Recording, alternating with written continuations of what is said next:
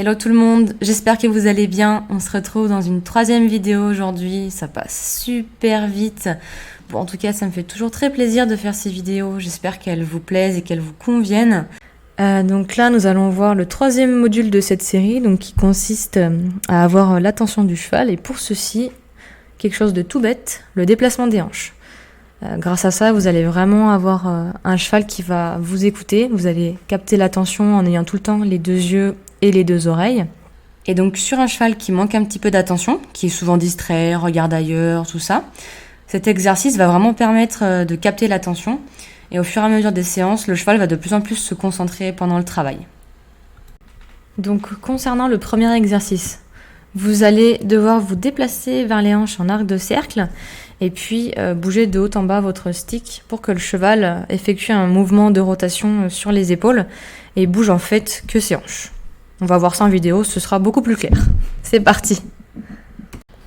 Pour commencer, on est face au cheval et donc on va se décaler en arc de cercle vers les postérieurs. Voilà, en regardant bien les hanches de la tête, en exagérant un petit peu le mouvement au début. Mouvement de stick de haut en bas justement pour mettre beaucoup plus de mouvement pour qu'il croise son postérieur interne sous la masse. Et quand il fait bien, voilà, on relâche, on se détend. On voit que le cheval se détend également, donc c'est qu'il a vraiment assimilé l'exercice, qu'il comprend. Quand vous commencez l'apprentissage d'un exercice, au début ne faites que quelques pas. Voilà, pour que le cheval comprenne bien. Et puis après, s'il est vraiment à l'aise, là vous pouvez augmenter petit à petit le nombre de pas jusqu'à faire un tour entier en décalant les hanches. Donc je recommence à la même main, et là on voit que le cheval ne croise pas le postérieur interne, donc j'insiste jusqu'à ce que, voilà, jusqu'à ce qu'il croise, comme vous pouvez voir. Ok, et là tout de suite on cède, on caresse, dès qu'il fait bien.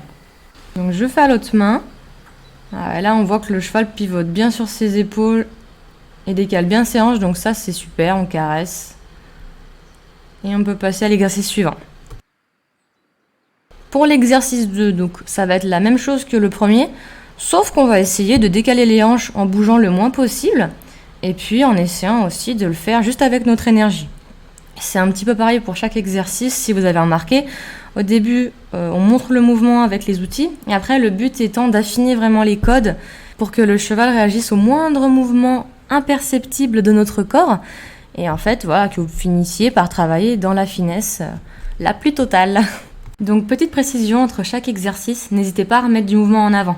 Comme je le fais ici, ça vous permettra d'avoir un cheval plus à l'écoute, avec des mouvements plus fluides. Donc on commence l'exercice juste avec l'énergie.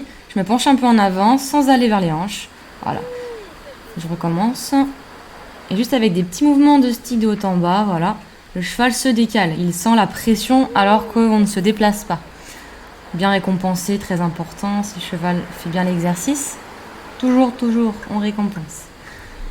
Je vais le faire de l'autre côté.